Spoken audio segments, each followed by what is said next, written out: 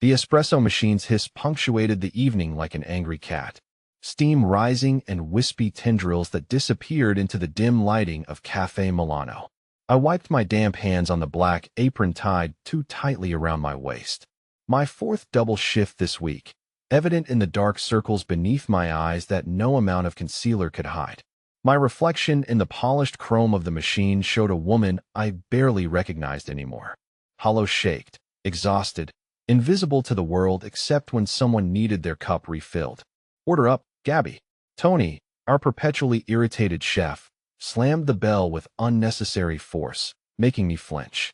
I balanced the plates along my arms with practiced precision, the weight familiar after years of carrying other people's needs. The cafe smelled of garlic, butter, and the lingering cologne of businessmen who thought their tips were generous when they barely covered my bus fare home. Rain pattered against the windows, turning Chicago's October evening into a watercolor of street lights and hurried shadows. That's when I first noticed him. He sat alone in the corner booth, the one reserved for special guests, though I hadn't seen Tony escort anyone there. The stranger's presence seemed to bend the air around him, commanding attention while simultaneously deflecting it. His suit wasn't just expensive. It was different, tailored to his broad shoulders in a way that spoke of European craftsmanship. Even from across the room, I could see his hands, strong, deliberate, adorned only with a single gold signet ring that caught the light when he turned the page of a leather-bound notebook. "He's been waiting 15 minutes, hissed Rita, the senior waitress who never let me forget I was one mistake away from unemployment. Stopped daydreaming. I delivered the plates with apologies and forced smiles before approaching the corner booth, my heart inexplicably racing. As I drew closer, I caught his scent. Something woodsy and exclusive. Nothing like the department store samples my ex used to douse himself with. "Good evening, sir. Welcome to Cafe Milano." My voice sounded steadier than I felt. "Can I get you something to drink while you look at the menu?" He looked up and my practiced waitress smile froze. His eyes were amber fleck, watchful like a predator's, surrounded by laughter lines that suggested warmth his expression didn't currently offer. Beneath perfectly groomed dark hair that showed the barest traces of silver at the temples, his face could have belonged on a Renaissance painting.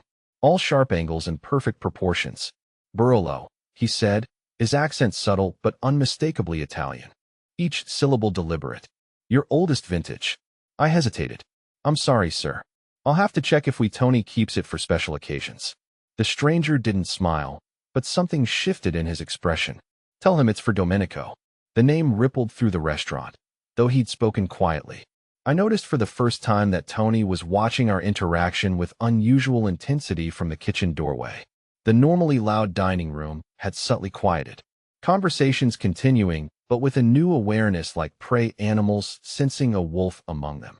I nodded and retreated, feeling his eyes follow me across the room. Tony intercepted me before I reached the bar, his face uncharacteristically pale. "Whatever he wants, Gabby, he gets. Understand. The best table, the best service." He gripped my arm with surprising strength. "And for God's sake, don't stare at him." "Who is he?" I whispered. Tony's laugh held no humor. "Someone who could buy this entire block and turn it to dust on a whim. Just serve him and keep your head down." I returned with a wine that cost more than my monthly rent, pouring it with hands that trembled slightly despite my best efforts. When our fingers brushed as I handed him the glass, an electric jolt shot through me. His hand was warm, the skin unexpectedly smooth, except for calluses I couldn't identify. "Thank you." His eyes lingered on my face, then dropped to my name tag, Gabriella. The way he pronounced my full name, not the shortened version everyone used, sent a shiver down my spine. No one had called me Gabriella since my grandmother passed away. "Just Gabby is fine," I said immediately, regretting the correction when his eyebrow arched slightly. "I prefer Gabriella." There was no room for negotiation in his tone. "It suits you better." The rest of my shift passed in a strange haze of awareness. No matter what table I served, my attention remained tethered to the corner booth where Domenico sat, occasionally speaking in rapid Italian into a sleek black phone, his voice too low to catch actual words. Twice men in dark suits entered, spoke briefly with him, and left without ordering. The second man slipped him a small envelope that disappeared inside his jacket. By 11 o'clock, The restaurant had emptied, except for his table. Tony had already sent the kitchen staff home, but insisted I stay until our mysterious guest decided to leave. I wiped down tables and restocked silverware, hyper-aware of being watched, but not brave enough to meet his gaze directly. The bell over the door jangled harshly, breaking the silence. 3 men stumbled in, their loud voices and unsteady movements marking them as drunk before I even caught the sour smell of alcohol that accompanied them. "Kitchen's closed," I said automatically, moving toward them to block their path further into the restaurant. "We don't want food, sweetheart," the tallest one grinned, revealing a gold tooth. "Just a little conversation." I felt rather than saw Domenico shift in his seat. "I'm sorry, sir, but we're closing. You'll need to leave." I kept my voice professional despite the sudden dryness in my mouth. The second man, wearing a leather jacket with 2 mini zippers, stepped closer. "Don't be like that. We just want to sit a while, right, boys?" Tony emerged from the kitchen, wiping his hands nervously on a towel. "Gentlemen, please. We're closed." "Shut up, old man," snapped Zipper Jacket, his eyes never leaving my face. "We're talking to the pretty lady here." I took an instinctive step backward, bumping into a table. The water glasses I'd just filled wobbled dangerously. "Leave." The single word cut through the tension. Quiet, but carrying the force of a gunshot. Domenico hadn't risen from his seat, hadn't raised his voice, but the command in that one word was unmistakable. For the first time, the drunk men seemed to notice him, their bloodshot eyes widening as they took in his presence. "Mind your own business, fancy suit," said Goldtooth, though with noticeably less confidence. In one fluid motion, Domenico stood, revealing his full height and the athletic build his tailored jacket had partially concealed. I won't repeat myself. I should have been relieved to have a defender, but something in his posture, the controlled violence of a cobra preparing to strike, frightened me more than the drunks. This wasn't a man used to being disobeyed. What happened next occurred so quickly, I had trouble processing it. Goldtooth reached inside his jacket. A metallic glint caught the light. My body moved before my mind could catch up. Years of protecting my younger siblings from our mother's violent boyfriends, triggering an instinctive response. I lunged forward, shoving Domenico aside just as a deafening crack split the air. Fire erupted in my shoulder. A white-hot poker of pain that stole my breath and sent me stumbling backward. I heard more than felt the impact as my body hit the hardwood floor. The ceiling spinning above me as warm wetness spread across my chest. More gunshots followed. 3 in rapid succession, but they sounded distant underwater. Shouting the crash of furniture, running footsteps. Through it all, I remained strangely detached, watching red bloom across my white blouse with academic interest. Then Domenico's face appeared above me, his features transformed by a rage so pure it seemed to radiate heat. Gone was the controlled businessman, replaced by something ancient and terrifying. He barked orders in Italian, his hands now stained with my blood, cradling my face with incongruous gentleness. "Gabriella," he said, my name a prayer and a curse simultaneously. "Why would you do that, stupid brave girl?" I tried to answer but could only cough, tasting copper. "Don't speak." His thumb brushed my cheekbone. "Help is coming. Stay with me." The last thing I registered before darkness claimed me was the press of his lips against my forehead and his whispered promise. "I will burn this city to the ground if you leave me now." I didn't understand why a stranger would care if I lived or died. I didn't understand the possessive fury in his voice. But as consciousness slipped away, I knew with absolute certainty that I'd made a terrible mistake, not in taking that bullet, but in drawing the attention of a man who looked at me like I was already his. The chaos of sirens and shouting faded, replaced by the steady rhythm of Domenico's heartbeat against my cheek as he lifted me into his arms.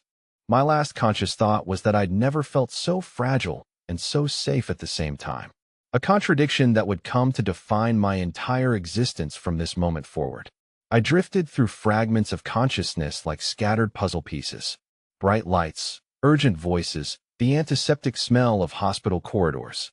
Pain ebbed and flowed, sometimes distant, sometimes so sharp it jolted me from the comfortable darkness. Through it all, one constant remained. The sensation of someone holding my hand, a warm anchor in a sea of confusion. When I finally opened my eyes fully, sunlight filtered through Venetian blinds, casting prison bar shadows across unfamiliar walls. This wasn't a hospital room, at least not like any I'd seen before. The space was expansive with high ceilings and what looked like genuine artwork hanging on soft blue walls. Fresh flowers perfumed the air, their vibrant colors almost offensive against the sterile whites and creams of medical equipment.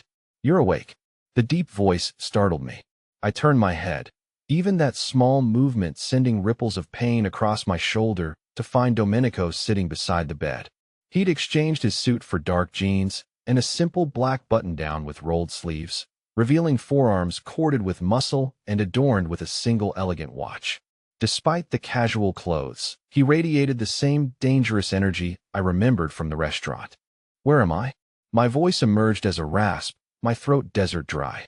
He reached for a glass of water on the bedside table, his movements precise and controlled as he held it to my lips. "My home. Private wing."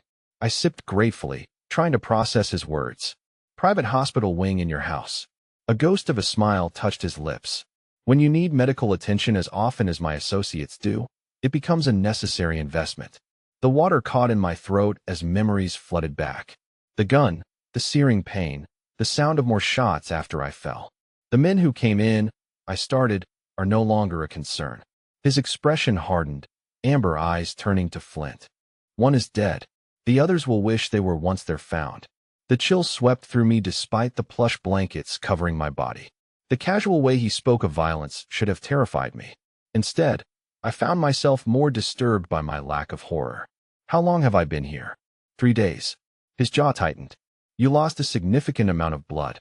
The bullet missed major arteries, but damaged muscle tissue. The doctor says you were lucky." Wasn't the word I would have chosen. I attempted to sit up, gasping as pain lanced through my left shoulder. Instantly, his hands were there supporting me with surprising gentleness, arranging pillows behind my back. "You need to rest," he said, his face uncomfortably close to mine. "Recovery will take time." "I need to call work," I said, suddenly panicked. "Tony will fire me if I don't." Domenico's laugh cut me off, a sound both genuine and unsettling. "Tony will not fire you. The restaurant is closed indefinitely for renovations, which it desperately needed anyway." The casual way he spoke of my workplace closing sent another wave of anxiety through me. My job at Cafe Milano barely covered my bills, but it was all I had.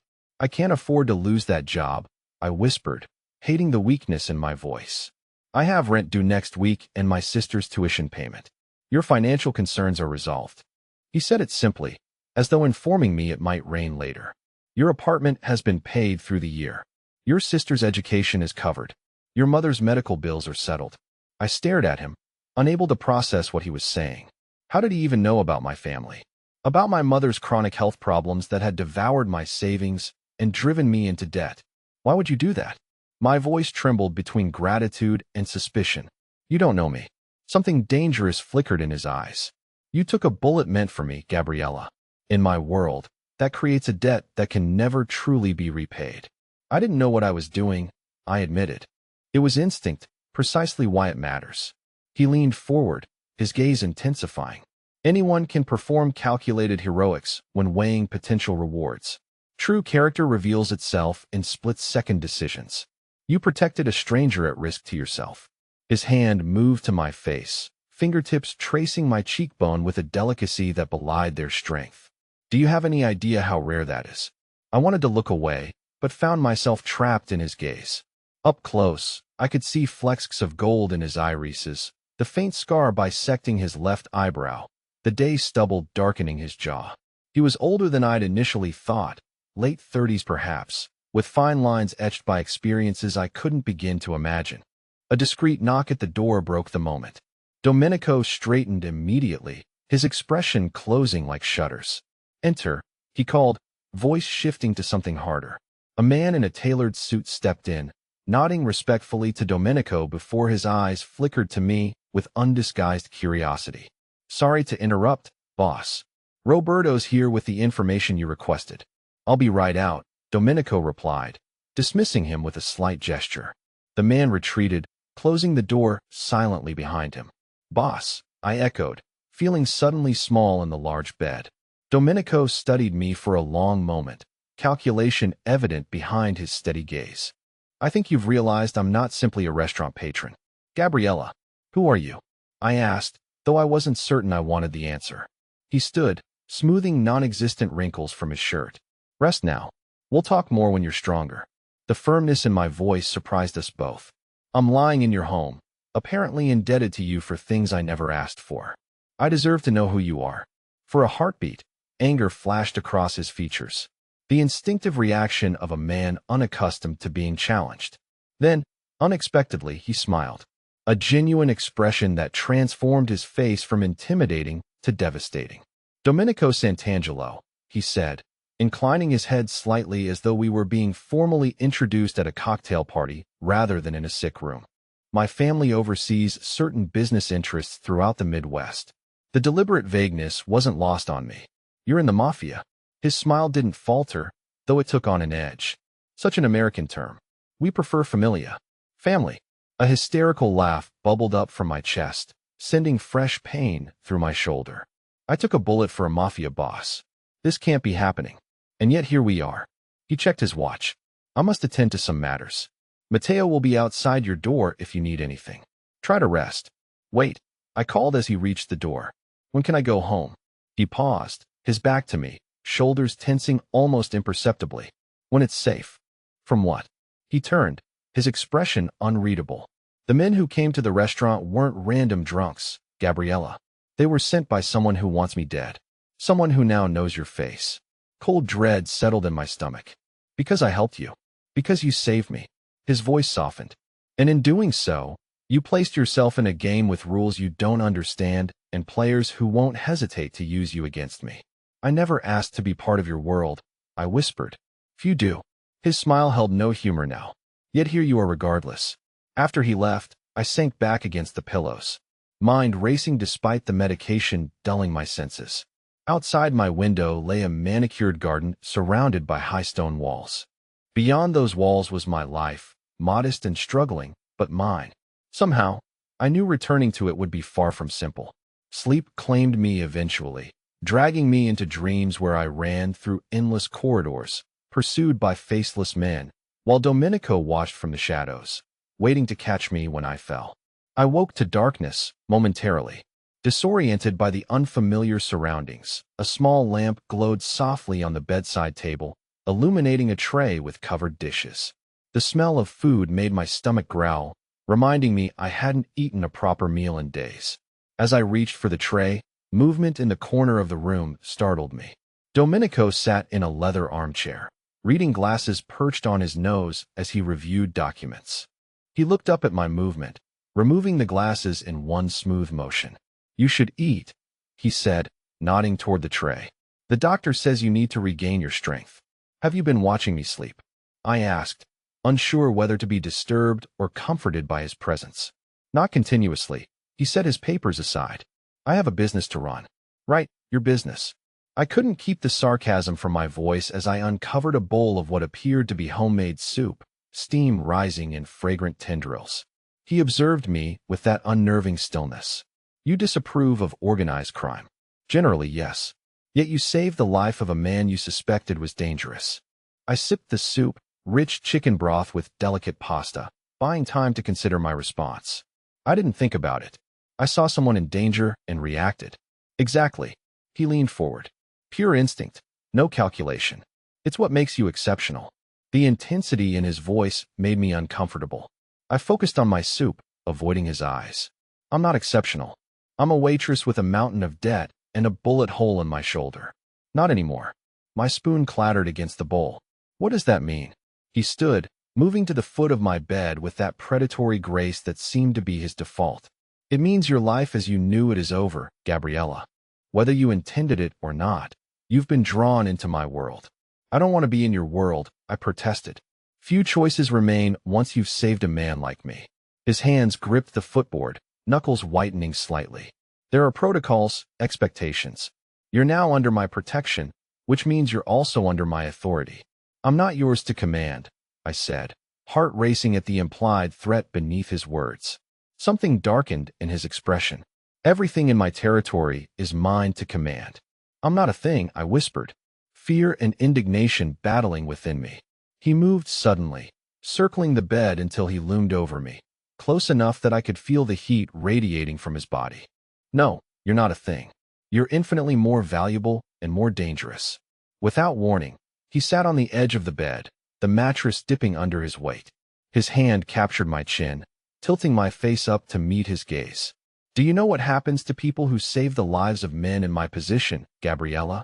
I shook my head slightly, constrained by his grip. They become liabilities, potential weaknesses that enemies can exploit. His thumb traced my lower lip. The touch so light it might have been imaginary. The smart move would be to eliminate that liability. Fear constricted my throat. Are you going to kill me? The question hung between us, heavy with possibility. Then Domenico laughed, the sound warming the room despite its edge of danger. Kill you? No, little lioness. I'm going to keep you. His hand slid from my chin to cut my cheek. The gesture possessive yet oddly tender. Close to me, where I can ensure your safety. Where no one can use you against me. Where I can watch over what's mine. I'm not yours, I repeated, though the words sounded hollow even to my ears. His smile was that of a predator who knows its prey is already cornered. You became mine the moment you stepped between me and that bullet. The sooner you accept that reality, the easier your adjustment will be. And if I refuse to accept it, I challenged. Recklessness born of fear making me brave. His expression softened, thumb brushing away a tear I hadn't realized had fallen. Then we have a problem, Gabriella. Because while I admire your spirit, I will not risk your safety or mine by allowing you to walk away. The gentle touch bell. I was trapped in a golden cage, held by a man whose tenderness was as terrifying as his cruelty might be. Get some rest, he murmured, rising from the bed. Tomorrow, when you're stronger, we'll discuss your new position. Position? I echoed. He paused at the door, silhouetted against the hallway light. Everyone in my household serves a purpose, Gabriella. Even you. As the door closed behind him, I realized I had exchanged one form of servitude for another. From waitress to whatever Domenico Santangelo decided I would become. The difference was that at Cafe Milano, I could quit. Something told me that walking away from Domenico wouldn't be nearly so simple. Morning arrived with a gentle knock and the entrance of a slender woman in a crisp uniform carrying fresh towels and a garment bag. Good morning, Miss Gabriella. I am Isabella, she said, her Italian accent more pronounced than Domenico's. Santangelo asked me to help you prepare for the day. Prepare for what? I asked, struggling to sit up. Isabella smiled, though it didn't quite reach her eyes. Mr. Santangelo wishes to introduce you to the household staff this afternoon. He thought you might appreciate assistance with bathing given your injury. The thought of meeting staff while looking like a hospital patient made me grimace. I nodded gratefully, allowing Isabella to help me from the bed. My legs trembled, weak from disuse, and my shoulder throbbed despite the medication coursing through my system. The bathroom attached to my room was obscenely luxurious. All marble and gold fixtures with a walk-in shower that could have fit my entire apartment bathroom inside it. Isabella helped me undress, her professional demeanor never wavering, despite the ugly bruising that spread from my bandaged shoulder down my side, like watercolor on wet paper. How many people work here? I asked as she washed my hair, careful to keep soap from my wound. At the main house. 22, she replied. Plus security rotation main house. I echoed, trying to imagine a place large enough to require 22 staff members. Isabella hesitated before answering. Santangelo owns several properties. This is his primary residence in Chicago. After the bath, she helped me into unfamiliar clothes, silk pajamas, and a cashmere robe that slipped like water against my skin. The garments fit perfectly, raising uncomfortable questions about how Domenico knew my size. These aren't mine, I said. Santangelo had them delivered yesterday. Isabella brushed my hair with gentle strokes. He's very attentive to details. The way she said it suggested this attentiveness wasn't always directed toward clothing. I swallowed my next question, unsure I wanted the answer. Isabella led me not back to bed, but to a chaise lounge positioned by the window, where sunlight illuminated a beautiful garden beyond. The grounds extended far beyond what I'd glimpsed yesterday, with manicured lawns giving way to what appeared to be a small orchard in the distance. Would you like breakfast now? Isabella asked, arranging pillows to support my injured side. My stomach growled in response. Yes, please. She returned minutes later with a tray of pastries, fresh fruit, and coffee that smelled divine. As I ate, I caught sight of movement in the garden below. Domenico, dressed in athletic clothes, sparring with a younger man on a gravel terrace. Even from a distance, the controlled power in his movements was mesmerizing. He moved like someone who had spent a lifetime learning how to hurt people efficiently. He trains every morning, Isabella said, following my gaze. No matter where in the world he is, who is he fighting with? Luca, his nephew and head of security. As she paused, something like warning in her tone. Sant'Angelo is very protective of his family. Before I could ask more, the sparring session ended. Domenico clapped the younger man on the shoulder, then glanced up directly at my window. Even from this distance, I felt the weight of his gaze. He raised a hand in greeting, a gesture so normal it seemed out of place coming from him. Isabella cleared her throat. I'll return in an hour to help you dress for your meeting. Left alone, I sipped my coffee and tried to make sense of my situation. 3 days ago, I'd been a waitress worried about making rent. Now I was recuperating in a mafia boss's mansion, wearing clothes that probably cost more than my monthly salary, about to be introduced to the household. The surreality of it all hit me in waves. I was still contemplating my bizarre circumstances when the bedroom door opened without a knock. Domenico entered, freshly showered, his hair damp and curling slightly at the temples. He'd exchanged his workout clothes for dark slacks and a light blue button-down. The sleeves rolled to expose those same muscular forearms I'd noticed yesterday. You're looking better today, he said, assessing me with a sweep of his gaze that felt almost physical. How's the pain? Manageable, I replied, suddenly conscious of my casual attire. Thank you for the clothes. They suit you. He moved to the window, standing close enough that I caught the scent of his soap. Something citrusy and expensive. Did you sleep well? As can be expected.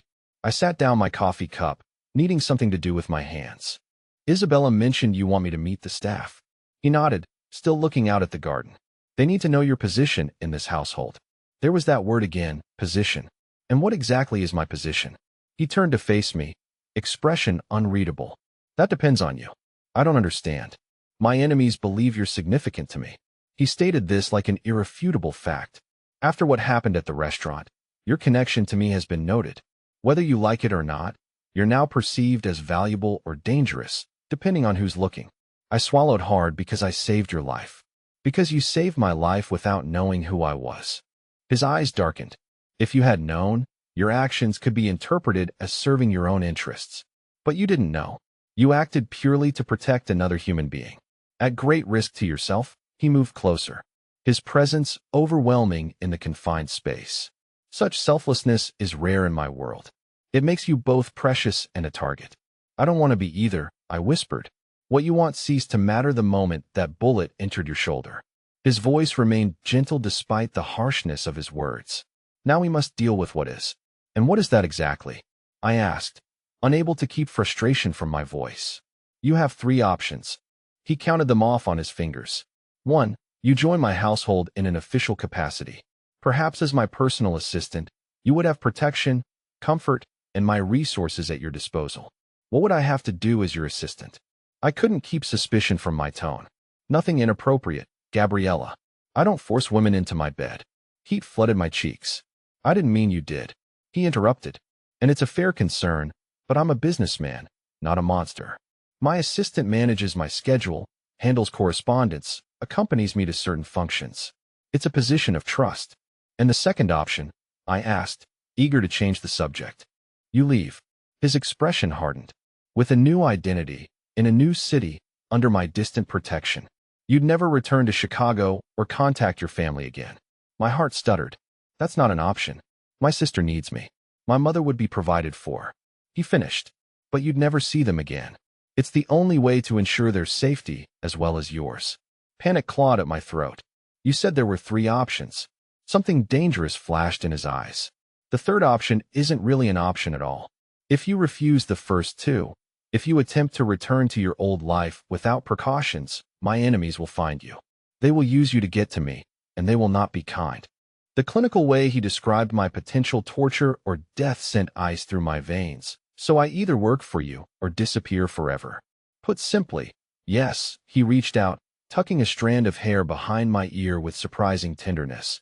Though I hope you'll see it, as more than mere employment. I protect what's mine, Gabriella. My family, my people, those under my care want for nothing. Except freedom, I said quietly. His hand lingered near my face. Freedom is an illusion. We're all bound by something. Poverty, obligation, fear. I'm merely offering golden chains instead of iron ones. Before I could respond, another knock sounded at the door. Domenico stepped back, calling permission to enter.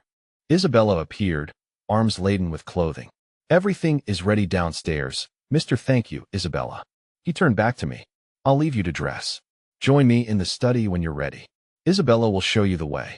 After he left, Isabella laid out the clothes on my bed. A simple but elegant navy blue dress, soft leather flats, and delicate underwear that still had price tags attached, all in my exact size. He had these delivered from Neiman Marcus yesterday, she explained, helping me out of the robe. Sant'Angelo said you would prefer something comfortable but appropriate. The fact that he'd thought about what I might prefer was oddly touching despite the circumstances. Isabella helped me dress, careful of my injured shoulder, then guided me through a maze of hallways that confirmed the enormous scale of the house. We passed artwork that belonged in museums, antique furniture that whispered of old money, and security cameras disguised as architectural elements.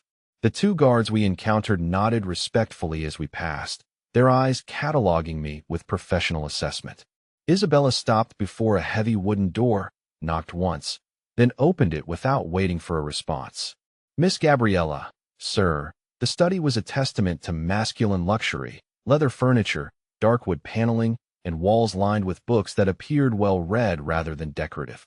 Domenico stood at a large desk, conversing quietly with three men who turned to stare as I entered. Thank you, Isabella, Domenico said, dismissing her with a nod before approaching me. Gabriella, I'd like you to meet some of my associates. The introductions passed in a blur. Luca, the nephew I'd seen sparring earlier, Salvatore, an older man whose silver hair and expensive suit exuded authority, and Michael, whose American accent stood out among the Italian voices. All three men examined me with barely concealed curiosity. Gentlemen, Domenico said once the formalities concluded, Gabriella will be joining my household as my personal assistant. She is to be afforded every courtesy and protection. Is that understood? The men murmured agreement, though I caught the significant look that passed between Salvatore and Michael. Sir, Salvatore ventured. Perhaps we should discuss the Benedetti matter before later. Domenico cut him off, his tone brooking no argument. For now, I'd like a moment alone with Gabriella. The men filed out, Luca pausing to squeeze Domenico's shoulder in what seemed a gesture of support or warning. When the door closed behind them, Domenico gestured toward a leather sofa. Please sit. You shouldn't be on your feet too long. I sank into the soft leather, overwhelmed by the morning's events. I don't recall agreeing to be your assistant. He poured 2 glasses of water from a crystal decanter, handing me one before sitting opposite me. Would you prefer I introduced you as my hostage? Despite everything, a startled laugh escaped me. Is that humor, Mr. Domenico? He corrected, a smile softening his features. And yes, contrary to popular belief, men in my position occasionally appreciate irony. I sipped my water, buying time. You announced my position without consulting me. A necessary formality. He leaned forward, elbows on knees. My organization operates on clear hierarchies. Ambiguity creates vulnerability. By establishing your role, I've placed you under my direct protection, which means anyone who harms you answers to me personally. The implication hung between us, and if I still want to leave, then say so, and arrangements will be made. His expression remained neutral, but something in his eyes tightened, though I hope you'll give this arrangement a chance. I asked, genuinely curious. You could have any assistant you wanted. Why keep a waitress with no qualifications who knows nothing about your world? He studied me for a long moment, as though deciding how much to reveal. Several reasons. First, practicality. You've already seen too much. Second, appearances. My reputation would suffer if I failed to reward someone who saved my life. And third, he paused, something shifting in his expression. You intrigue me, Gabriella. Your selflessness, your courage, these are rare qualities. His candor surprised me. That's it. I'm an interesting specimen to study. He set down his glass with deliberate care. You're also a beautiful woman who looked at me without fear or calculation, at least initially. Do you know how rarely that happens in my position? Heat crept up my neck at his directness. I'm afraid of you now. Are you? He raised an eyebrow. Or are you afraid of your circumstances? The distinction felt important somehow. Before I could formulate a response, a discreet knock interrupted us. Come, Domenico called. Luca entered, his expression grim. Sorry to interrupt, uncle. There's a situation that requires immediate attention. Domenico stood immediately. What kind of situation? Benedetti's men were spotted near Gabriella's apartment building. They've been asking questions about her. Luca's eyes flicked to me briefly. They know she survived. The temperature in the room seemed to drop several degrees. Domenico's posture shifted subtly. The businessman replaced by something more dangerous. How many? For that we identified. Probably more watching. Put Francesco's team on surveillance. I want to know everyone who goes in or out of that building.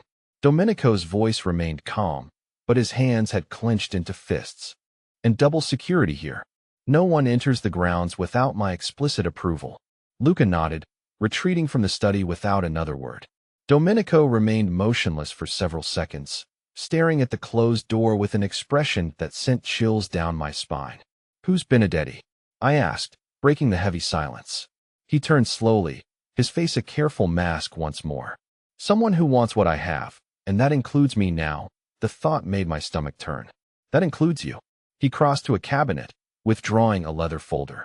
Which brings us back to your decision. I need your answer, Gabriella. Now, the choice wasn't really a choice at all. But I couldn't bring myself to say the words he wanted to hear. I need to talk to my sister first to explain why I've disappeared. Something softened in his expression. Of course, family is important. Can I see her? I asked, hope flaring briefly. Not yet. He held up a hand to forestall my protest. It's too dangerous while Benedetti's men are watching. But you can call her from a secure line with certain precautions. It was less than I wanted, but more than I expected. He nodded, opening the folder to reveal what appeared to be a contract. Then you agreed to stay, at least temporarily. The document before me was written in legal language too complex to quickly understand, but the title was clear. Private Employment Agreement. What exactly does this commit me to? I asked, scanning the dense paragraphs. Standard terms of employment, confidentiality, loyalty, duties as my assistant. He pointed to several highlighted sections. Generous compensation, healthcare, security provisions, nothing inappropriate or illegal required of you. And if I want to leave eventually, there's a termination clause. His finger traced down to the final page. 3 months' notice, relocation assistance, lifetime security consultation, all quite civilized. I looked up from the contract to find him watching me intently, his eyes revealing nothing of his thoughts.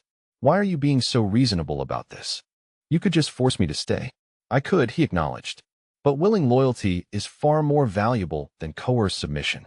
I want you to choose this, Gabriella. The pen he offered felt heavier than it should. My hand trembled slightly as I reached for it, my mind racing through limited options. Stay and become entangled in a world of violence and power, or flee and abandon everything and everyone I loved. If I sign this, I said slowly, I want regular contact with my family and protection for them, too. He didn't hesitate. Anything else? I took a deep breath. I want your word that you won't ask me to do anything that violates my conscience. Something like respect flickered in his eyes. You have it. I never intended to corrupt you, Gabriella. Your moral compass is precisely what makes you valuable. With a sense of sealing my fate, I signed the contract. Domenico took the pen from my fingers, his hand lingering against mine for a moment too long to be accidental. Welcome to the family, Gabriella. The way he said it sounded more like a claim than a greeting. As he signed beside my name, I couldn't shake the feeling that I'd just traded one prison for another. Only this one had gilded bars and a jailer whose intentions remained dangerously unclear. 2 weeks passed in a strange limbo of recovery and adjustment. My shoulder healed gradually, pain fading to a dull ache that flared only with sudden movements. Isabella helped me exercise the damaged muscles each morning, following the regimen prescribed by Domenico's private doctor, who visited every 3rd day. My new role as personal assistant remained largely theoretical while I recovered. Though Domenico began including me in certain aspects of his legitimate business, I learned that beneath the criminal enterprise lay a vast network of legal companies, real estate holdings, import-export businesses, technology investments, and hospitality ventures that span several continents. Most of what I do is perfectly legal, he explained one afternoon as we reviewed property acquisitions in his study. The other activities simply expedite processes that bureaucracy tends to complicate. I had carefully avoided asking direct questions about those other activities, maintaining a deliberate ignorance that Domenico seemed to respect.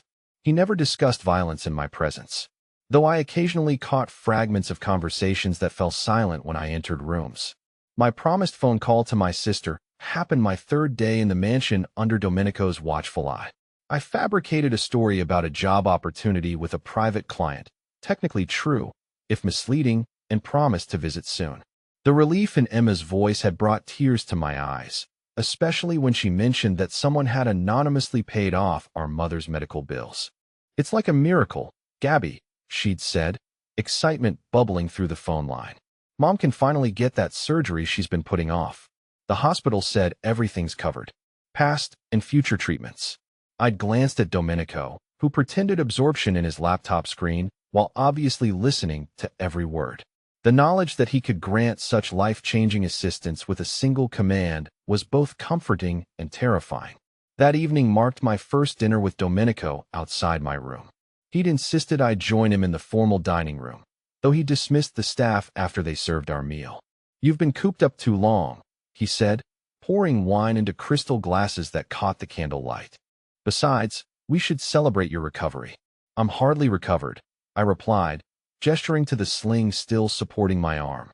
"But improving." His eyes softened in the dim light. "You're stronger than you know, Gabriella." Throughout dinner, I found myself increasingly conscious of his gaze, the way it lingered when I spoke, how it traced the movement of my hand as I raised my wine glass. I'd noticed his attractiveness from the first moment in the restaurant, but proximity had only intensified its effect. The dangerous edge that surrounded him like an aura should have repelled me. Instead, I found myself drawn to the contradictions he embodied. Ruthless in business, yet surprisingly gentle with me, commanding with his subordinates, yet attentive to my comfort. "Tell me about your family," he said, as we finished our meal, settling back with a glass of amber liquor. "You rarely speak of them." The request seemed innocuous, but instinct told me to be cautious. "There's not much to tell. My sister is 19, studying nursing. My mother has lupus, which has gotten worse over the years. My father left when I was 12, and you became the provider." It wasn't a question. I nodded, uncomfortable with his perception. "Someone had to pay the bills. You sacrificed your own opportunities." Again, not a question. I did what was necessary. I studied his expression, trying to understand his interest. "Why do you want to know this?" He swirled his drink thoughtfully. "I'm trying to understand you. The woman who would step in front of a bullet for a stranger. I told you it was instinct. Born from years of protecting others." He leaned forward, eyes intent. "You've spent your life shielding people, haven't you? Your mother from financial ruin, your sister from missed opportunities, even your customers at the restaurant. I watched you for weeks before that night.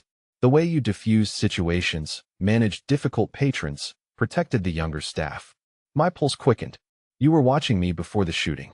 A faint smile touched his lips. "Cafe Milano has excellent risotto. I have a standing reservation every Tuesday." "I never noticed you before that night," I said, then winced at how that sounded. "You weren't meant to." His smile deepened, revealing a dimple in his right cheek I hadn't noticed before. "Though I noticed you immediately, the waitress who treated everyone with equal respect, regardless of their tab, who slipped extra bread to the old man who ordered only soup, who absorbed Rita's pettiness without complaint." Discomfort crept along my spine. "How often were you there?"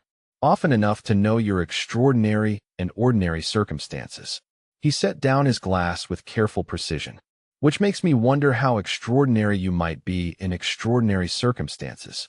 Before I could respond to this unsettling observation, the dining room door opened. Luca entered, his expression tense. "Sorry to interrupt, Uncle." His eyes flickered briefly to me. "There's a situation that requires your attention." Domenico's demeanor shifted instantly, warmth replaced by cool authority. "Excuse me, Gabriella. Enjoy your dessert. I may be a while." After they left, I abandoned any pretense of eating, retreating to my room where I paced the plush carpet, my thoughts racing. Domenico had been watching me long before the shooting. Had the drunk men been part of some elaborate test? No. His rage that night had been too genuine, his concern during my recovery too consistent. Sleep eluded me that night, my mind replaying every interaction with Domenico, searching for hidden motives. Dawn found me exhausted but resolved. I needed more information about the man who now controlled my life. Over the following days, I began paying closer attention to the household rhythms. I noted which staff members seemed most approachable, which areas of the mansion saw the heaviest security, which times Domenico was most likely to be occupied with business. Isabella proved a valuable, if reluctant, source of information. While helping me dress one morning, she mentioned that she'd worked for the Santangelo family for 15 years. You must know Domenico well, I ventured, keeping my tone casual. Her hands paused briefly at my shoulder. Santangelo is a private man. But fair, I pressed. As an employer. I mean, she resumed her task, securing the sling with practiced movements.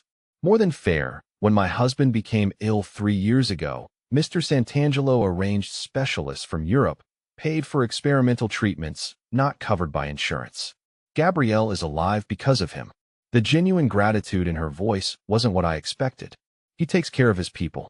Loyalty flows both ways in this house, she said, meeting my eyes in the mirror. Remember that, Miss Gabriella.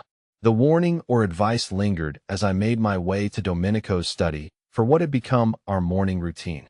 He would review overnight reports while I organized his correspondence and schedule, learning the complex web of his business interests. I found him standing at the window, phone pressed to his ear, tension evident in the set of his shoulders. He acknowledged my entrance with a slight nod, but continued his conversation in rapid Italian.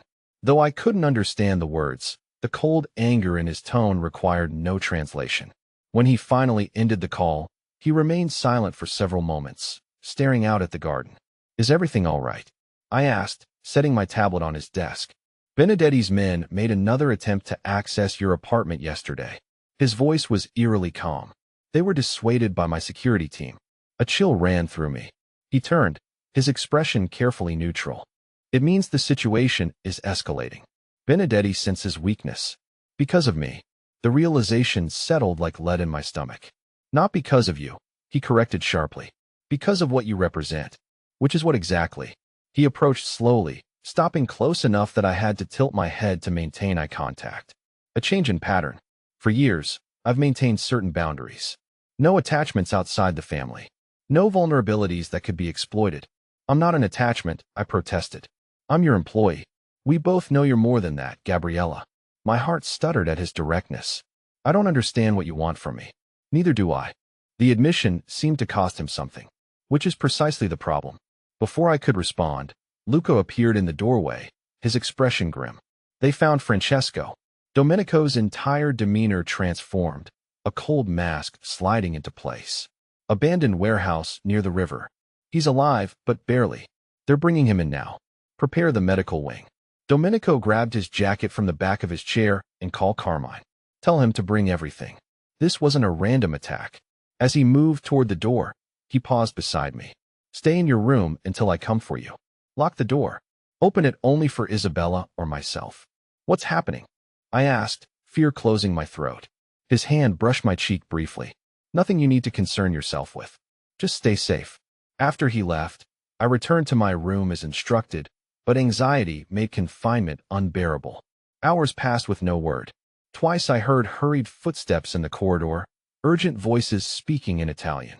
When Isabella brought lunch, her usual warmth was replaced with distracted efficiency. Is Francesco all right? I asked as she turned to leave. She paused, conflict evident in her expression. The doctors are with him. Why would someone hurt him? Isabella glanced at the door, then lowered her voice. He was watching your apartment building. One of Mr. Santangelo's most trusted security men. The implication hit like a physical blow. Someone hurt him because of me. Not because of you. She echoed Domenico's earlier words. Because of his loyalty to Mr. after she left, guilt and fear warred within me. A man was fighting for his life because he'd been protecting me, or rather protecting Domenico's interest in me. The artificial bubble I'd been living in for 2 weeks suddenly felt dangerously thin. Night fell with still no word from Domenico. I dozed fitfully in a chair by the window, startling awake at every distant sound. Near midnight, my door opened without a knock. Domenico stood in the threshold, his appearance shocking after the polished businessman I'd grown accustomed to. His shirt was wrinkled, sleeves rolled to reveal forearms smudged with what looked disturbingly like dried blood. His jaw darkened with stubble, and his eyes held a coldness that made me shrink back involuntarily. "You should be sleeping," he said, his voice rough with exhaustion. "Is Francesco alive?" I asked, rising from the chair. Something shifted in his expression. "Yes, he'll recover eventually." Relief flooded me, followed immediately by fresh fear at the implications of eventually. What happened to him? Domenico closed the door, moving to pour himself a drink from the crystal decanter kept on my sideboard. "Nothing you need to know about." "I think I do need to know," I insisted. Courage born of fatigue and frustration. "If people are being tortured because of me, he interrupted sharply. "Make no mistake, Gabriella. Francesco was targeted because he works for me. You are simply the excuse Benedetti needed to escalate a conflict that's been brewing for years." "Then let me go?" The words escaped before I could consider their wisdom. "If I'm making things worse," in 2 quick strides, he closed the distance between us, his hands grasping my upper arms with carefully restrained strength. "Let you go now when Benedetti has proven he'll target anyone connected to me." His laugh held no humor. "He would have you within hours, and he would use you in ways that would make Francesco's injuries look merciful." Fear closed my throat, not of Domenico, but of the faceless Benedetti and what he represented. "What does he want?" Domenico's grip gentled, one hand moving to brush hair from my face with incongruous tenderness.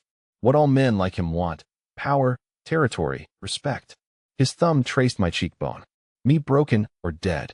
The intimacy of the gesture contrasted sharply with his words, leaving me disoriented. "And what do you want?" Something shifted in his gaze, hardness giving way to an emotion I couldn't identify. "Right now, to keep you safe. To end Benedetti before he hurts anyone else under my protection." His hand slid to cut my neck, warm and possessive, and to understand why. After years of perfect control, I find myself making decisions based on a waitress who looked at me without fear. The raw honesty in his voice stripped away my defenses. "I'm afraid now." His eyes searched mine. "You're cautious, concerned, but not afraid." "Not of me. That's the problem, Gabriella. You should be."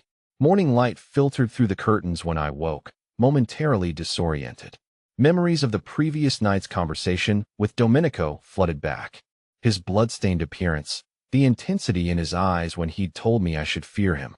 Yet, he'd left shortly after, instructing me to rest, his touch lingering on my face like a promise or a warning. The mansion hummed with unusual activity when I ventured out. Security personnel I hadn't seen before patrolled the hallways, speaking in hushed tones into discreet earpieces. In the kitchen, staff worked with nervous efficiency, barely acknowledging my presence as I helped myself to coffee. "Sant'Angelo requests your presence in his office," said a voice behind me, startling me into nearly spilling my drink. I turned to find Luca watching me with that same assessing gaze he always used somewhere between suspicion and curiosity. Unlike his uncle, Luca made no effort to disguise his dangerous nature. The gun holstered beneath his tailored jacket was clearly visible as he gestured for me to follow him. "Is everything all right?" I asked as we walked the long corridor toward Domenico's wing of the house. Luca's sideways glance revealed nothing. "My uncle will explain." Domenico's office differed from his study. Less comfortable, more functional. Maps covered one wall, computer screens another. When we entered, he was standing at a large table with several men I recognized from previous introductions, all bent over what appeared to be blueprints. He looked up, and I was struck by the transformation from last night. Gone was the disheveled, blood-stained man with haunted eyes. This Domenico wore an impeccably tailored suit, his hair perfectly styled, his expression controlled and commanding. Only the faint shadows beneath his eyes hinted at a sleepless night. "Gabriella," he acknowledged, straightening. "Thank you for coming." The other men stepped back, exchanging glances I couldn't interpret. One by one, they filed out at Domenico's slight nod until only Luca remained. "What's happening?" I asked, unable to contain my unease any longer. Domenico's expression softened fractionally. Circumstances have changed. We need to move you to a more secure location temporarily. Move me. Panic fluttered in my chest. Where, for how long? My estate in Lake Como. He replied, his tone suggesting this should reassure me. It's remote, heavily secured, and unknown to most outside my immediate circle. Italy, I whispered, the reality of my situation crashing down like a physical weight. I can't go to Italy. My family will be protected, he cut in smoothly. I've already arranged for your mother and sister to be relocated to a private medical facility in Arizona. They believe it's part of an expanded healthcare program through your mother's insurance. The casual way he spoke of manipulating my family's lives sent anger surging through me. You had no right to make these decisions without consulting me. I had every right, he countered, voice hardening. Your contract gives me full authority over security measures affecting you and your family. And after what happened to Francesco, timing became critical. Luca shifted uncomfortably, drawing my attention. What aren't you telling me? Domenico and his nephew exchanged a look laden with unspoken communication. After a moment, Domenico nodded. Benedetti's men left a message with Francesco. Luca explained, his voice clinical. Photos of your sister on campus. Your mother outside her doctor's office. They know exactly who matters to you. The room tilted sickeningly. They're going to hurt my family to get to me. Domenico corrected, moving around the table to stand before me. You are my perceived weakness. By threatening you and those you love, Benedetti believes he can control me. Can he? The question escaped before I could reconsider. Something dangerous flashed in Domenico's eyes. He certainly thinks so. The implication hung between us. Heavy with meaning I wasn't sure I wanted to understand. Luca cleared his throat. The jet is ready whenever you are, Uncle. Security is in position at both locations. Domenico nodded. Give us a moment. After Luca left, silence stretched between us. I hugged my arms across my chest, suddenly cold despite the room's comfortable temperature. How long will we be gone? I finally asked, resignation coloring my voice. Until it's safe to return, he replied, which wasn't an answer at all. And when will that be? His expression hardened when Benedetti is no longer a threat. The clinical way he referenced eliminating another human being should have horrified me. Instead, I found myself wondering what it said about my own morality that I felt only relief at the implied violence. I need to pack, I said, avoiding the ethical quagmire our conversation threatened to become. Isabella has prepared everything you'll need. He stepped closer, his voice softening. I understand this is difficult, Gabriella, but I promise you, your family will be safe. You will be safe. But you won't be, I said, the realization dawning as I studied his face. You're sending me away while you deal with Benedetti. I'm sending you away because your presence clouds my judgment, and I need perfect clarity for what comes next. Before I could respond, he reached for my hand, his touch surprisingly gentle as he placed a small object in my palm. I looked down to find a delicate gold ring with a small ruby set in an antique filigree setting. What is this? I asked, confused by the seemingly random gift. Protection, he replied. Everyone in my inner circle wears a symbol of their connection to me. It identifies you as untouchable to those who understand the significance. I stared at the ring, understanding dawning. This marks me as your possession. As under my protection, he corrected, though his eyes told a different story. Wear it always, especially in Italy. The weight of the ring felt disproportionate to its physical size as I slipped it onto my right hand. It fit perfectly, of course. Domenico left nothing to chance. The car is waiting, he said, stepping back. Luca will accompany you to the airfield. You're not coming. I hadn't expected the sharp disappointment that accompanied the question. I'll join you in a few days, he replied, his expression carefully neutral. Business requires my presence here a little longer. The business of eliminating Benedetti. I understood without him saying it explicitly. I nodded, suddenly unsure what to say and what could be our final moments if things went wrong. Domenico solved the dilemma by closing the distance between us, his hand rising to cup my face with that now familiar possessive gentleness. Be safe, Gabriella. Trust no one but Luca and the staff you recognize from here. Before I could respond, he leaned forward and pressed his lips to my forehead. A benediction and a claiming all at once. The gesture left me breathless, confused by the conflicting emotions it triggered. I'll see you in Como, He murmured against my skin, then stepped back, his professional mask sliding seamlessly back into place. Luca appeared at the door as if summoned telepathically. And just like that, I was whisked away from Chicago, from my family, from everything familiar, into a world where I existed solely as an extension of Domenico Santangelo's will. The journey passed in a blur of private terminals, luxury transportation, and differential staff who never quite met my eyes. Luca remained a constant silent shadow, his vigilance never wavering, even on the private jet where we were alone, except for the crew. It was only as we approached the Italian estate, a spectacular villa perched above Lake Como's crystalline waters, that Luca finally spoke more than essential directions. "He's never brought anyone here," he said, watching my reaction as the car wound up the Cypress Line drive. "Not in the 5 years since he acquired it." I turned from the window to study his face. "Why are you telling me this?" Luca's expression remained carefully neutral. "Because you should understand the position you occupy in his life, for better or worse." "Which do you think it is?" I asked, genuinely curious about his assessment. A ghost of a smile touched his lips, so reminiscent of his uncle that it startled me. "That depends entirely on what happens next." The villa proved even more spectacular inside than out. A seamless blend of historic architecture and modern luxury. A small staff greeted us, all speaking English for my benefit, all wearing small indicators of their allegiance to Domenico. Pins, rings, or pendants similar to but distinct from mine. Isabella appeared from within, her familiar face a welcome sight amidst so much strangeness. "Miss Gabriella, welcome. I'll show you to your rooms." The suite prepared for me overlooked the lake with a private terrace and sumptuous furnishings that somehow perfectly matched my taste, despite never having discussed such preferences.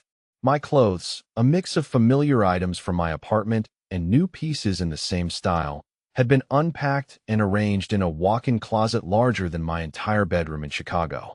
"There's a phone on the nightstand," Isabella explained as she showed me around. "It connects only to the house and to Mr. Santangelo's secure line. For your safety, please don't try to use any other communication devices while you're here." The gentle reminder of my gilded cage didn't escape me. "How long has Domenico owned this place?" 5 years, she replied, confirming Luca's earlier comment. "He comes here when he needs solitude. Very few people know of its existence. Yet he sent me here," I mused, more to myself than to her. Isabella's expression softened with something like sympathy. "Mr. Santangelo protects what he values, Miss Gabriella, sometimes at great personal cost." The days passed in strange isolation.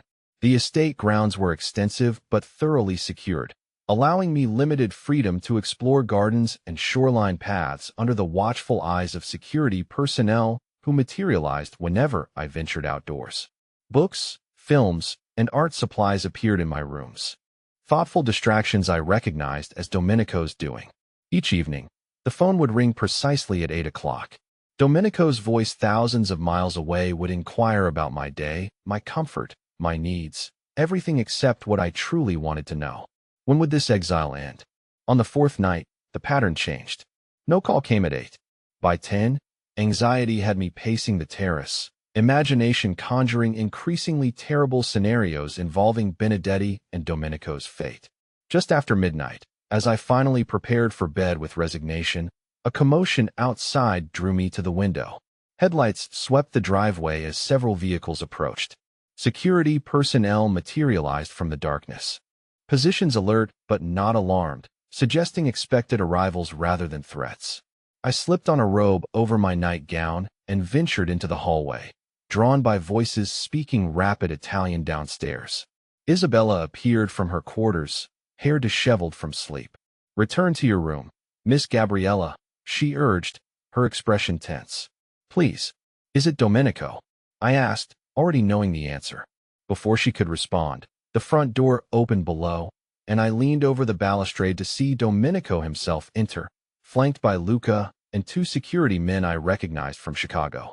Even from above, I could see the weariness in his posture, the careful way he held himself suggesting injury or pain. He looked up as though sensing my presence, our eyes meeting across the distance. Something in his expression shifted, hardness giving way to something softer, more vulnerable.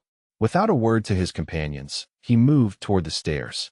Isabella discreetly disappeared as Domenico reached the landing, leaving us alone in the dimly lit hallway.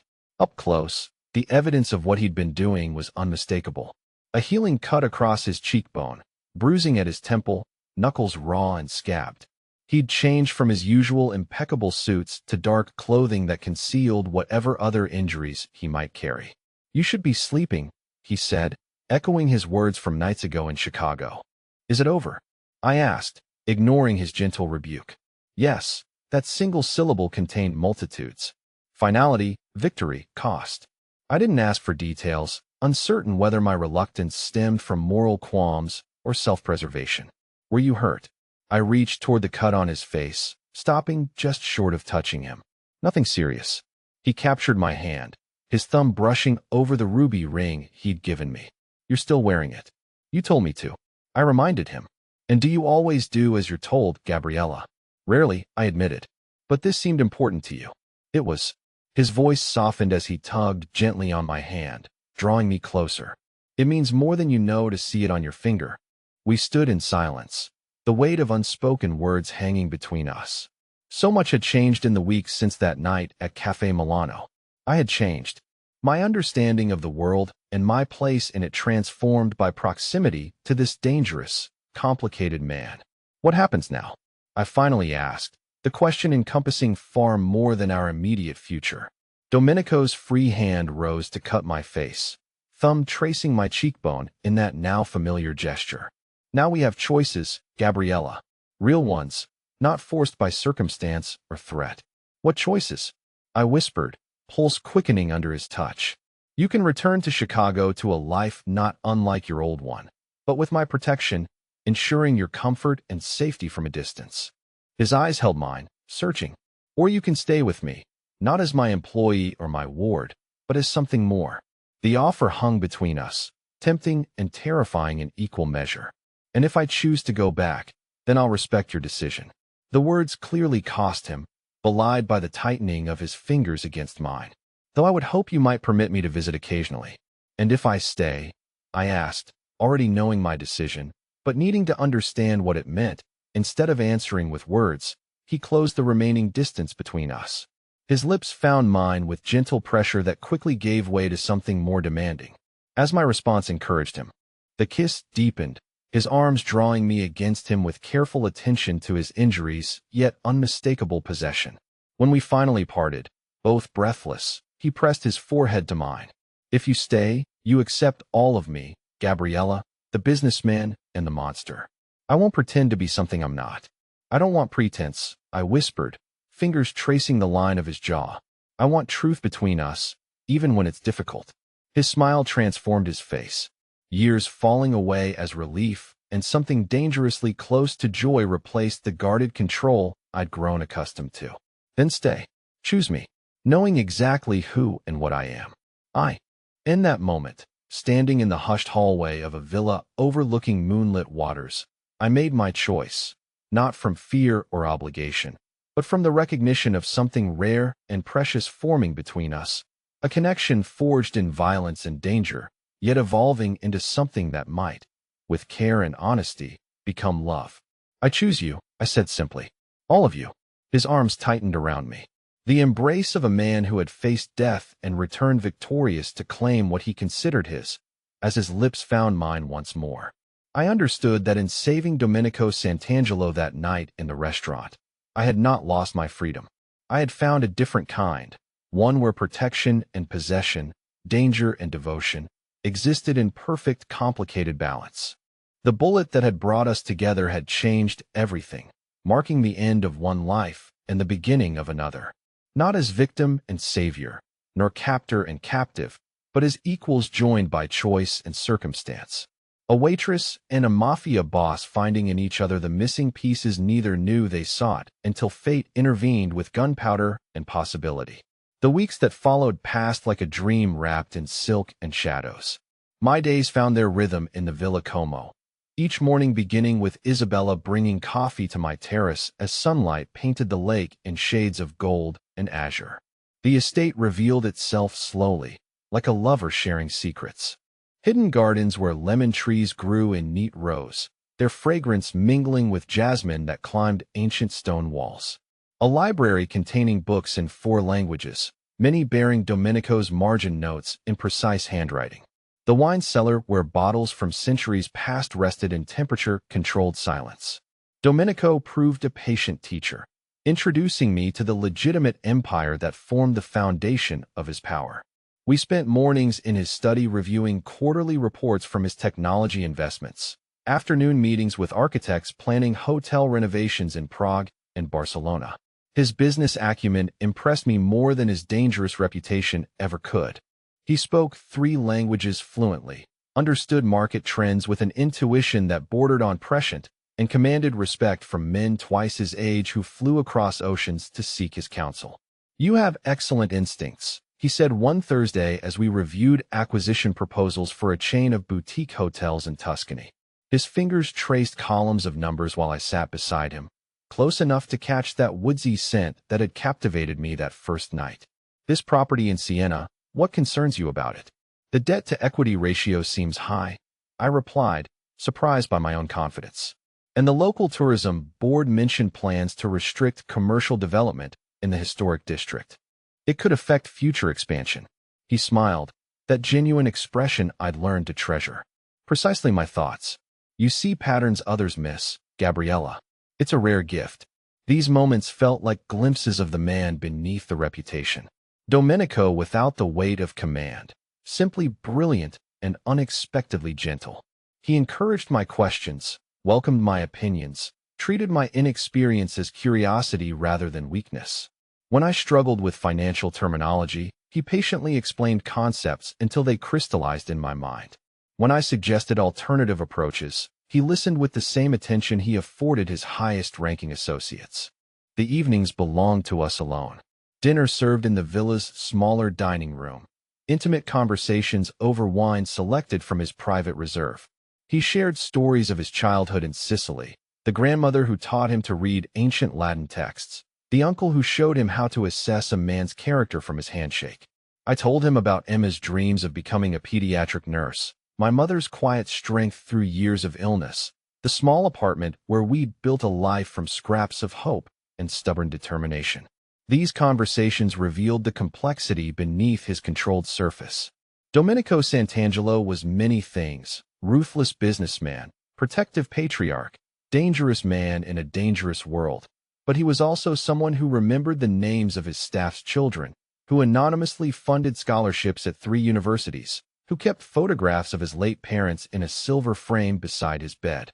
The attraction between us grew with each passing day, subtle touches that lingered too long, glances that conveyed more than words ever could.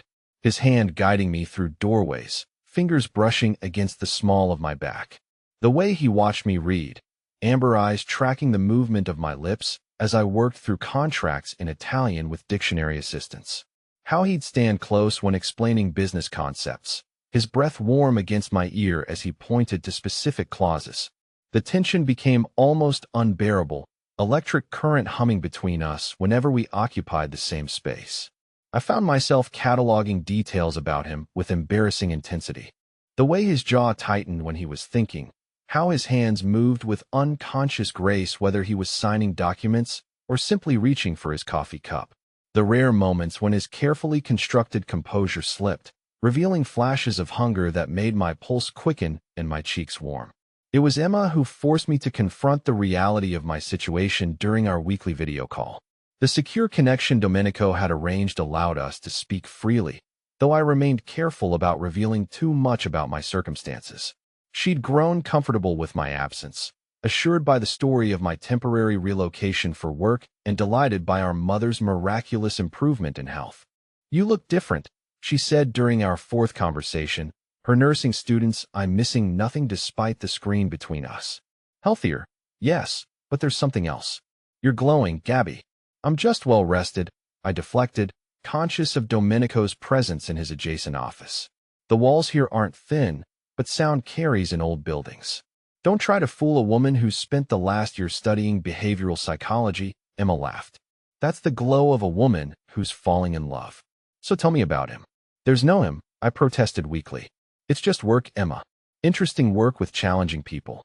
Uh-huh. Her skeptical expression reminded me of our mother's uncanny ability to detect deception. Just promise me you're being careful, okay? This whole situation, the job, the relocation, Mom's medical bills being mysteriously paid, it all sounds too good to be true. I promise, I said, meaning it more than she could know. The irony wasn't lost on me. Promising safety while living in the villa of a man whose enemies had tried to kill me to hurt him. Yet somehow, I felt safer here than I ever had in Chicago. Domenico's protection was absolute, his security measures comprehensive, his attention to my well-being constant. After ending the call, I found Domenico waiting in the hallway outside the communication room. Expression unreadable. "How much did you hear?" I asked, heat flooding my cheeks. "Enough to know your sister cares deeply for you," he replied, "and that she's observant. She's studying to be a nurse," I explained unnecessarily. "They train them to notice things." "Indeed they do."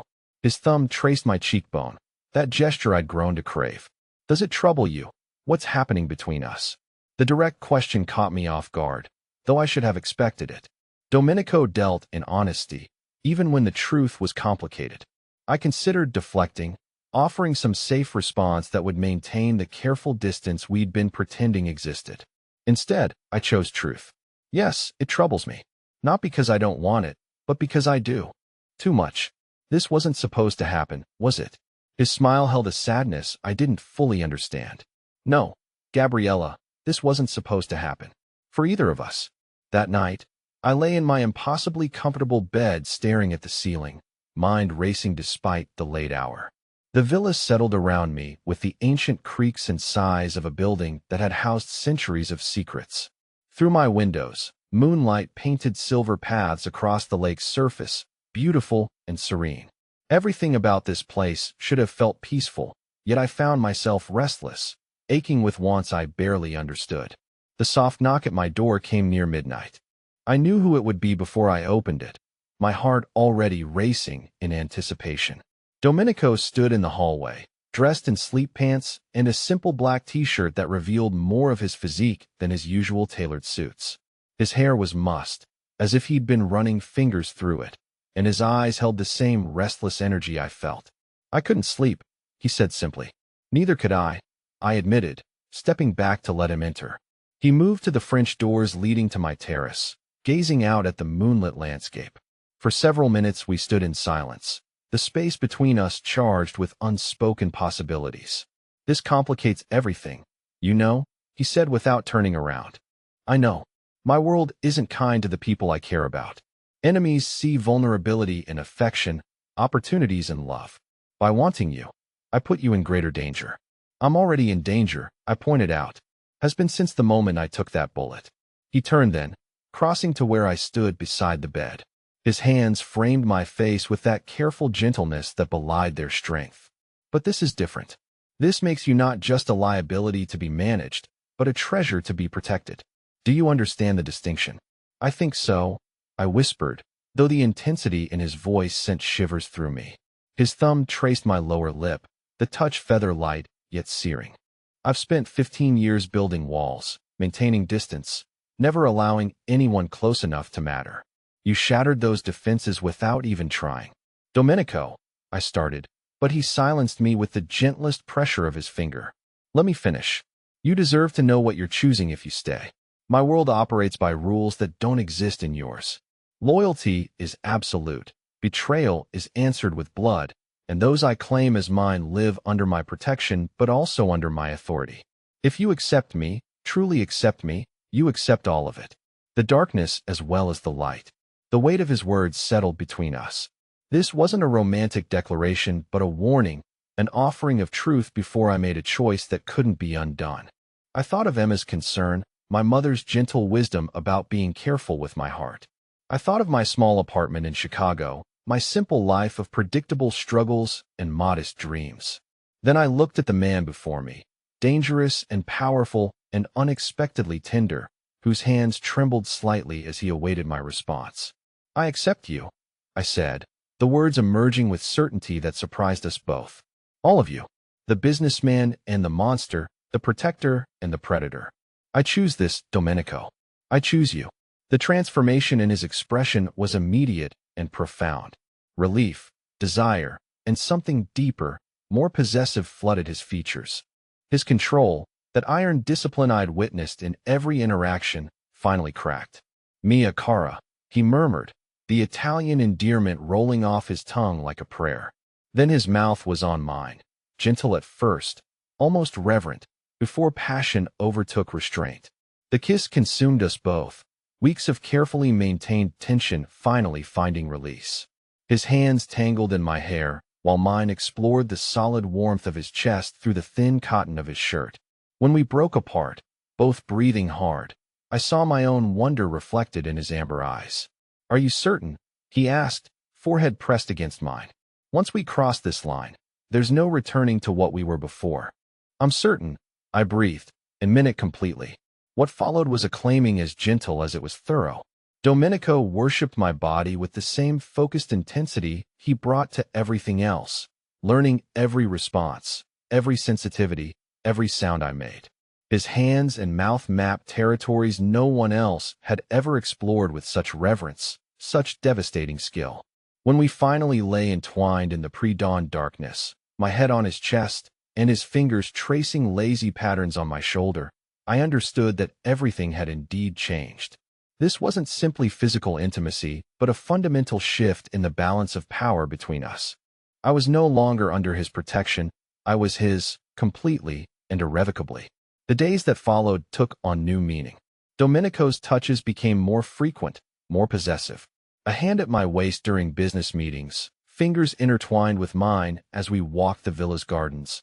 The way he watched me with barely concealed hunger when he thought I wasn't looking.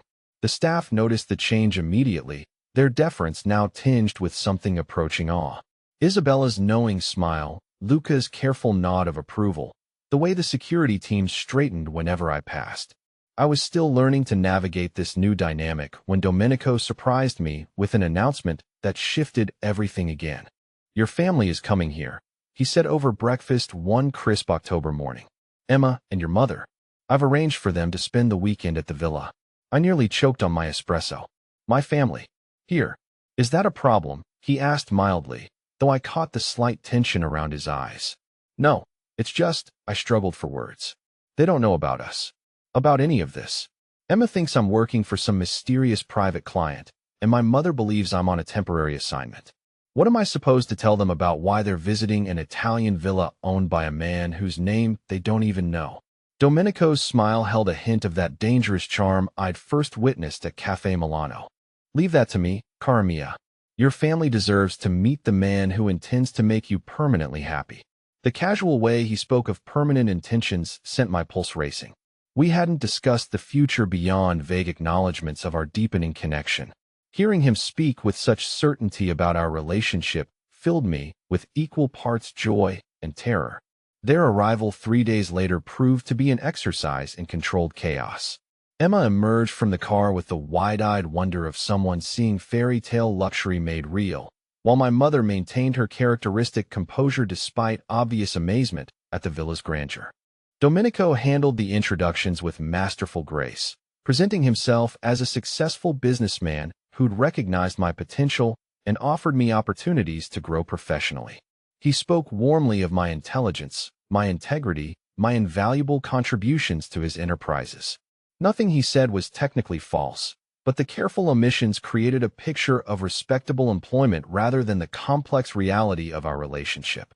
My mother, ever perceptive, saw through the performance immediately. During a quiet moment while Emma explored the gardens with Isabella, she took my hand in hers. "He's in love with you," she observed calmly. "And you with him. It's complicated, Mom. The best things usually are." She studied my face with the intensity only mothers possess. "Are you happy, Gabriella?" "Yes," I answered without hesitation. "Happier than I've been in years." "Then that's what matters." Her smile held decades of hard-won wisdom. "Though I suspect there's more to this story than you're telling me." "There always is with you," I admitted, earning her soft laugh. Domenico's interaction with Emma proved equally fascinating to observe. He listened intently as she described her nursing program, asked thoughtful questions about her career goals, and mentioned several charitable medical initiatives his foundation supported that might interest her. By the end of their first conversation, my sister was clearly charmed by his combination of sophistication and genuine interest in her life. The weekend passed in a blur of carefully orchestrated normalcy. Meals on the terrace overlooking the lake, tours of the villa's art collection, evening conversations that revealed Domenico's extensive knowledge of literature and history. He was the perfect host, attentive but not overwhelming, generous without being ostentatious. It wasn't until their final evening that the facade cracked slightly. Emma, emboldened by wine and curiosity, asked the question I'd been dreading. "So what exactly do you do, Mr. Santangelo? I mean, I know you have business interests, but this place," she gestured at the villa's obvious luxury, "this suggests something beyond ordinary success." Domenico's pause lasted only a heartbeat, but I felt the shift in his energy. When he answered, his voice carried a weight that hadn't been there during the rest of the weekend. "I manage family interests, Miss Emma, some dating back several generations. It requires a particular understanding of loyalty, tradition, and the importance of protecting those who depend on you."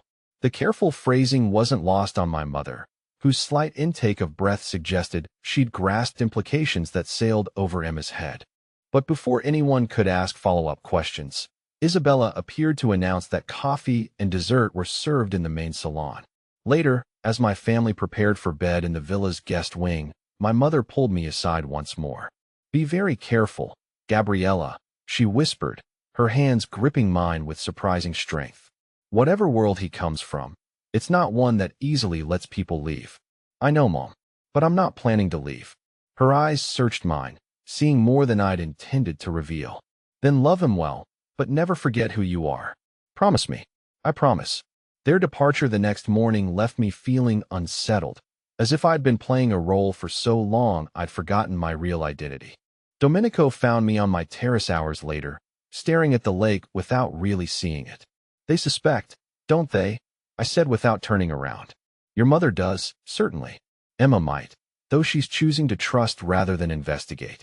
His arms encircled me from behind, solid warmth against the autumn chill.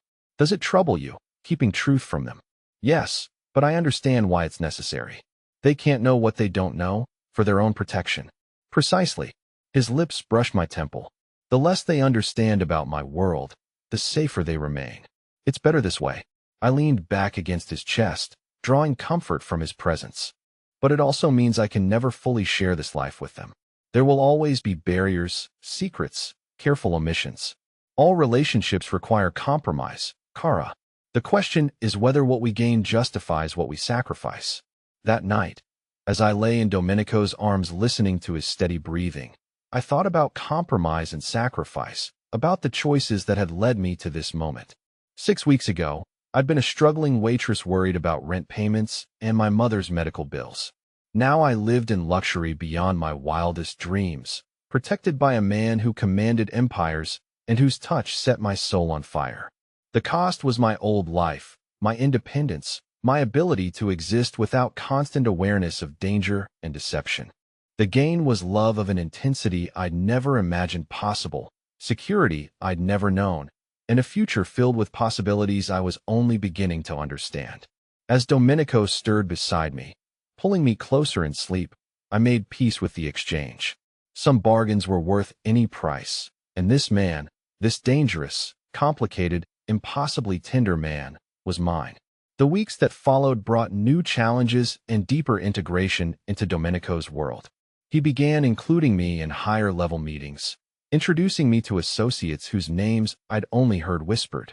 Men who flew in from New York and Sicily, from Montreal and Moscow, seeking audience with a man whose influence stretched across continents. I learned to read the subtle hierarchies, the careful protocols that governed these interactions. How to offer refreshments without appearing subservient, how to take notes without seeming to overhear, how to be present without being intrusive. Domenico guided me through these navigations with patient instruction, helping me understand that my role as his woman carried both privilege and responsibility. "You represent me now," he explained after a particularly tense meeting with representatives from the East Coast families. "How you conduct yourself reflects on my judgment, my strength, my ability to choose worthy allies. They want you to understand me better. No pressure at all, I said dryly, earning his amused smile. You handle it perfectly, cara mia. They respect your intelligence, your discretion, your obvious importance to me. Several have mentioned that I chose well. The praise warmed me, but also emphasized how completely my identity had become intertwined with his. I was no longer Gabriella the waitress, or even Gabriella the assistant. I was Domenico Santangelo's woman, defined by that relationship in ways both empowering and limiting. It was during the Christmas season that he surprised me with the ultimate symbol of that new identity. We'd just returned from midnight mass at the village church, a tradition I'd learned was important to him despite, or perhaps because of, the moral complexity of his professional life. I have something for you, he said, leading me to the library where a fire crackled in the ancient stone fireplace. The small velvet box made my breath catch. Inside lay a ring that took my breath away completely, a flawless emerald surrounded by diamonds, clearly an antique of extraordinary value and beauty. It belonged to my grandmother, he said, taking the ring from its nest of satin. She wore it for 53 years of marriage to my grandfather. It's been waiting for the right woman, the right moment. His hands were steady as he slipped it onto my finger, but I could see the emotion he was trying to control. Sposami, Gabriella. Marry me. Let me make you my wife in every sense of the word. The proposal stole what remained of my breath. Not because it was unexpected, the progression of our relationship had been building toward this moment, but because of its finality. Accepting meant more than agreeing to marriage. It meant complete absorption into his world, permanent acceptance of all that entailed. Yes, I whispered, then stronger. Yes, of course yes. The kiss that followed sealed more than our engagement. It sealed my transformation from Gabriella the waitress into Gabriella Santangelo, wife of one of the most powerful men in North America. As his hands framed my face and his mouth claimed mine with passionate reverence, I understood that the woman I'd been was disappearing forever, replaced by someone stronger, more dangerous, infinitely more protected. The wedding itself took place 2 months later in the villa's gardens, a small ceremony attended only by family and the most trusted associates. Emma served as my maid of honor, radiant in silk that cost more than her entire wardrobe back home. My mother walked me down the makeshift aisle, her eyes bright with tears and unspoken concerns about the life I was choosing. Domenico waited at the altar in a suit that had been handmade in Milan, his expression serene and certain as I approached. When we exchanged vows, his voice carried the weight of absolute commitment, promises that transcended typical marriage ceremonies to become something approaching sacred oath. With this ring, I thee wed, he said, sliding the platinum band onto my finger to rest beside his grandmother's emerald.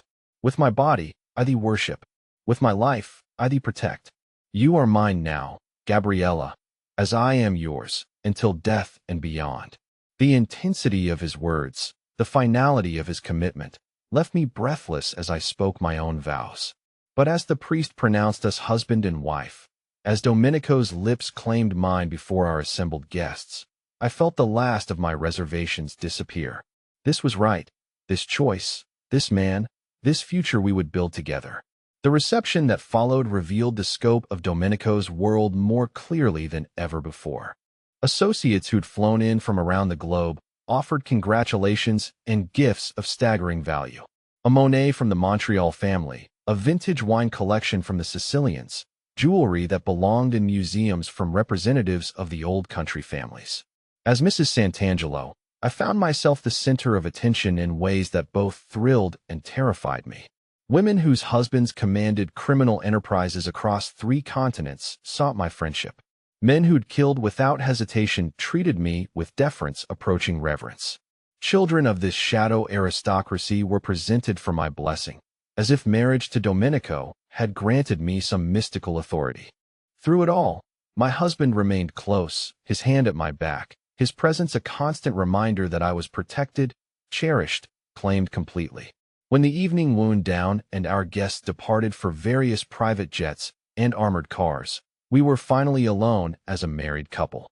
How do you feel, Mrs. Santangelo? He asked as we stood on our terrace looking out at the lake that had become home. Like I'm exactly where I'm supposed to be, I answered honestly.